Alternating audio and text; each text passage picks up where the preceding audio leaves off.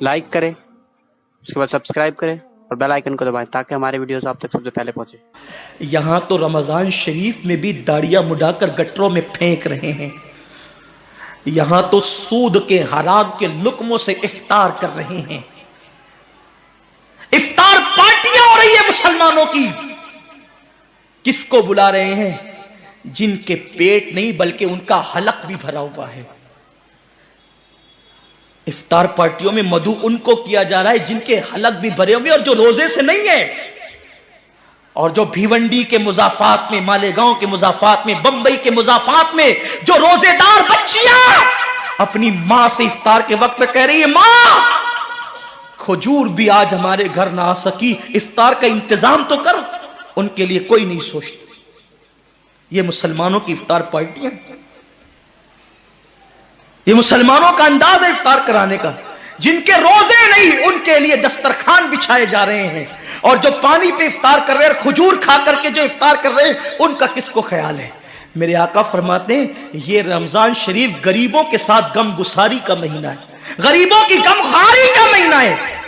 अम्मा आयशा सिद्दीका सलामुल्लाह अलैहा फरमाती है हुजूर ऐसी सखावत करते थे जैसे दरिया माह रमजान शरीफ में। हुजूर तो सखी बहुत थे, लेकिन रमजान शरीफ में सखावत का अंदाज ऐसा हो जाता था जैसे दरिया बह रहा है। पड़ोस में बच्चियां भूखी तरस रही है, जिनके यहां सहरी का इंतजाम नहीं, और हम सहरी के बाद खाने को घर के आंगन में फेंक रहे हैं। क्या अंदाज है? और फिर कहते हैं कि हम तबाह क्यों हो रहे हैं। अब तो मुसलमान काफिरों को इफ्तार कराते हैं। ये गैरत ईमानी है लोगों की, काफिरों के साथ इफ्तार पार्टियां हो रही। अल्लाह से डरो मुसलमानों, अल्लाह से डरो, रब का कुछ खौफ करो। अगर तुमने हलक तक खाने वालों को खिलाया और उन गरीबों को सिसकियां लेने पे छोड़ दिया, तो कयामत के दिन कहीं ऐसा ना हो कि तुम्हारे रोजे तुम्हारे मुंह पे मार दिए जाएं। अल्लाह के रसूल ने नहीं फरमाया कि जो पेट भर के खा के सो जाए और उसका पड़ोसी भूखा हो, ऐसा बंदा कामिल मोमिन नहीं हो सकता।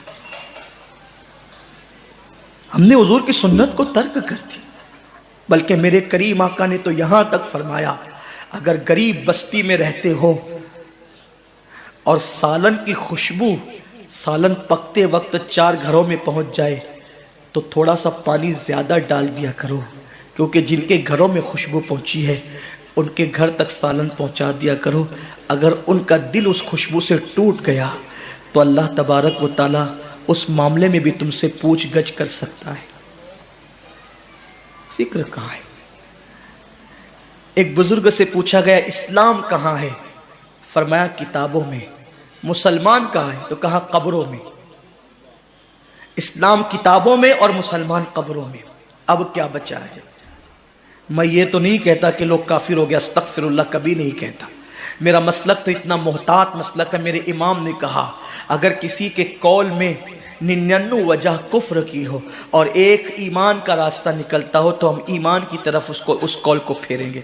हमारा मजहब मसलक ये है। हम मसलक आला हजरत के मानने वाले हैं, हम इस्माइल दहलवी के मसलक के मानने वाले नहीं हैं। हमारे मसलक में बहुत एहतियात है। मौलाए कायनात ने कहा आसमान से जमीन पे गिरना आसान है, किसी मुसलमान को काफिर कहना मेरे लिए मुश्किल है। खारजियों ने जब मौला अली को काफिर कहा तो फरमाया उनकी बेबाकी है, वो मुझे काफिर कहते हैं, मैं उनको काफिर नहीं कहता, ये मेरी एहतियात है। मैं आपको काफिर कहने अस्तगफिरुल्लाह कभी भी नहीं कह सकता, तसव्वुर नहीं कर सकता। बल्कि खुदा की इज्जत की कसम अपने दिल के जज्बात पेश करूं कि जब हम मिंबर पे बैठ करके खिताब करते हैं तो ये सोच के करते हैं कि हम अपने मखदूमों को खादिम की हैसियत से सबक सुना रहे हैं।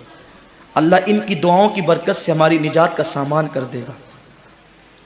हमारा तसव्वुर ये होता है, हम इस तसव्वुर के साथ आपके पास बैठते हैं और आते हैं।